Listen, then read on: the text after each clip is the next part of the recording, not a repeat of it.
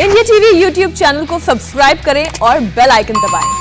तालिबान के रॉकेट अब काबुल के बाहरी इलाकों तक पहुंचने लगे। काबुल में इस वक्त काफी पैनिक है, खासकर हिंदू मोहल्लों में। सिख मोहल्लों में बहुत डर है। हमारे संवाददाता मनीष प्रसाद भी इस वक्त काबुल में ही हैं।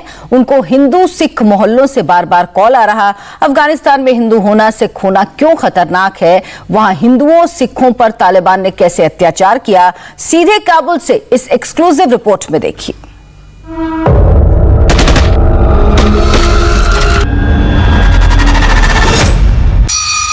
मौत का खौफ, अपनों को खोने के डर के बीच जीना कैसा होता है, इसका अंदाजा इन चेहरों से लगाइए।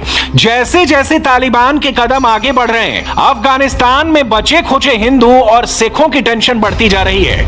ये वो हिंदू और सिख हैं जो कई पीढ़ियों से अफगान में रहते आए हैं। अफगान की जमीन पर इनका घर है, लेकिन अब हालात ऐसे हैं कि गुरुद्वारे के बाहर हर वक्त हथियारबंद कमांडो तैनात रहते हैं, क्योंकि ना जाने कब कहां से आतंकी हमला हो जाए।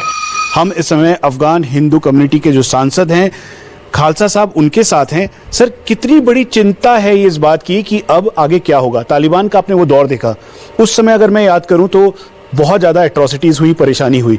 अभी एक बार फिर से घबराहट होने लगी है उसी बात को सोच के।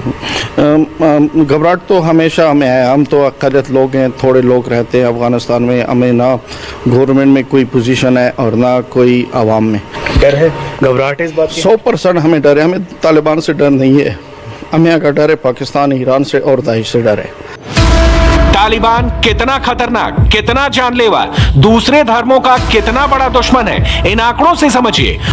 1970 तक अफगानिस्तान 2 लाख परिवारों का घर था। 2013 में 1200 सिख परिवार ही बचे। 2021 में महज 70 से 80 सिख परिवार ही अफगानिस्तान में रहते हैं। एक साल पहले भी काबुल में गुरुद्वारा हर्राय साहिब पर आतंकी हमला हुआ था। 26 मार्च 2020 को इसी शोर बाजार के गुरुद्वारे में आतंकी हमला हुआ। 26 लोगों की जान इसमें गई। आतंकी यहां से घुसा और फिर उसके बाद यहां पर लगातार फायर करने लगा। वहां पर सबसे ज्यादा लोगों की जान गई। चश्मदीद, जिनके परिवार के 13 लोग इसमें अपनी जान गंवा चुके हैं, वो हमारे साथ हैं। क्या नाम है आपका? सुखबीर सिंह मेरा नाम। सुखबीर जी, आप कहाँ थे, क्या देखा था आपने ठीक एक साल पहले? एक साल पहले हम सुबह के 7 बजे 10 ऊपर 7 बजे थे, जो फोन आई कि गुरुद्वारे में कुछ लोग अंदर चले गए और फायरिंग कर रहे हैं। अफगानिस्तान में सिखों की संख्या बहुत कम है। हर रोज उनके जान का खतरा मंडराते रहता है। हमारी टीम काबुल की पुला कश्ती चौक पर पहुंची। वहां पर मौजूद सिख व्यापारियों से बात की, कैसे तालिबान की वजह से उनका कारोबार ठप हो गया है। कितनी टेंशन आप लोगों की बढ़ गई है, क्योंकि सामान तो आ रहा है बाहर से ही, तो ब्लॉक हुआ है रास्ते में सामान आना और यहाँ तक पहुँचना। क्या नाम है आपका? मेरा नाम मनसा सिंह है। इधर मेरी शॉप है मसाले की और दवाई, यूनानी की दवाई की काम है। और जो पहले आता था ठीक है, अभी अब रास्ते ब्लॉक हुए, माल बाहर से आता है। अगर चीज़ 10 की वो अभी 20 मिलती है, हमको बेचने में भी दिक्कत होती है। जो ब्लास्ट हुआ है एक साल पहले, उसका असर कितना देखने को मिला? क्योंकि भारी तादाद में जो लोग थे वो चले गए यहाँ से छोड़ के। पहले कम से कम इस रास्ते में 15 से 20 दुकानें थी, उस तरफ भी और इस तरफ भी।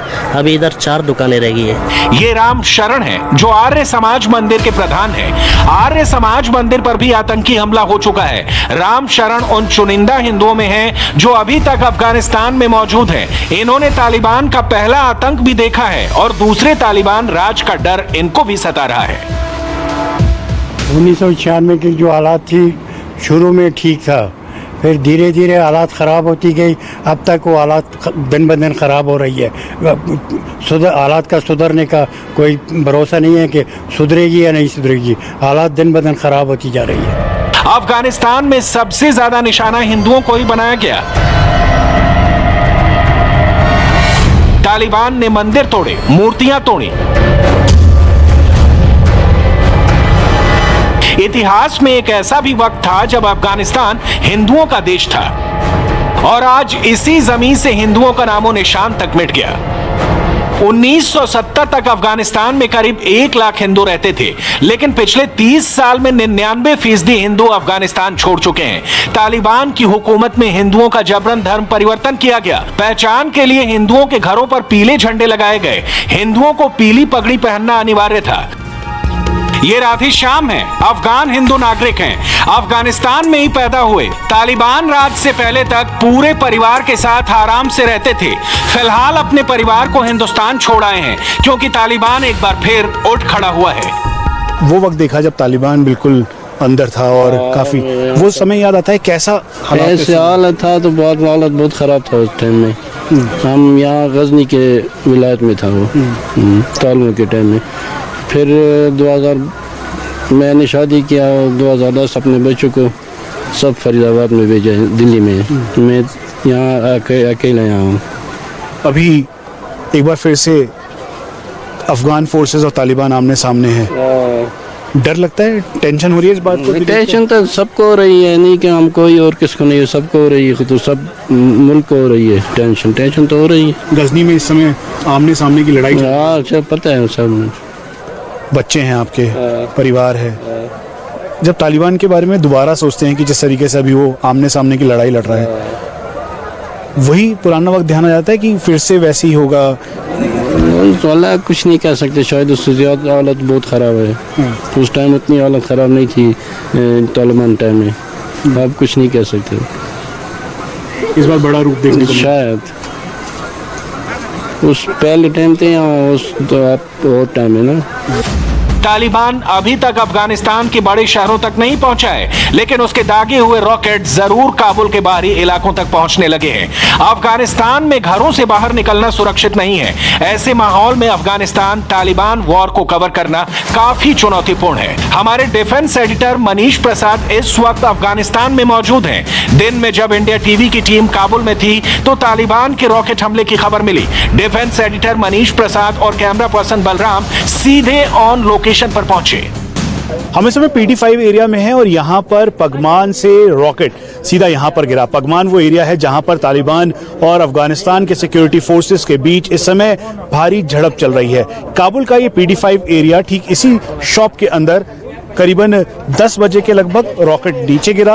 ये पूरा एरिया सिक्योरिटी बबल में है, यानी सिक्योर जोन के अंदर है, लेकिन उसके बावजूद भी जैसे ही यहाँ पर ये रॉकेट इस जो ऊपर की ये चादर है इसको फाड़ते हुए नीचे की तरफ गिरा, इसमें 3 लोग जख्मी हुए, उनको यहाँ से हॉस्पिटल शिफ्ट करवा दिया गया है। उसके अलावा आज सुबह पुलिस पोस्ट पर भी इसी तरीके के रॉकेट के द्वारा अटैक किया गया। हम आपको ये भी बता दें, दरअसल इसी को देखते हुए अब सिक्योरिटी फोर्सेस पगमान और आसपास के जो प्रोविंसेस हैं जहां पर इस समय तालिबान और अफगानिस्तान फोर्सेस के बीच झड़प चल रही है, उस पे काफी एग्रेसिव तरीके से उनको पीछे ढकेलने की वो लगातार कोशिश कर रहे हैं।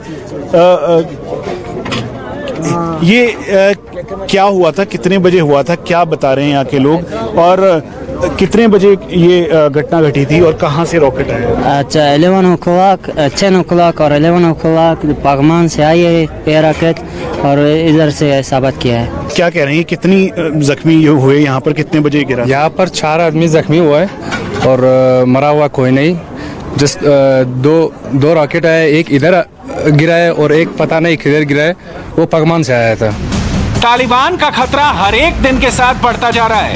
इसके लिए अफगानिस्तानी जनता सीधे तौर पर पाकिस्तान को जिम्मेदार मानती है। अगर तालिबान को रोकना है, खून खराबे से बेगुनाहों मासूमों को बचाना है, तो पहले पाकिस्तान को सबक सिखाना होगा। नमस्ते, मैं हूं मीनाक्षी जोशी। वीडियो और खबरों से अपडेट रहने के लिए India TV YouTube channel subscribe करें, बेल आइकन दबाना ना भूलें। जुड़े रहें इंडिया टीवी के साथ।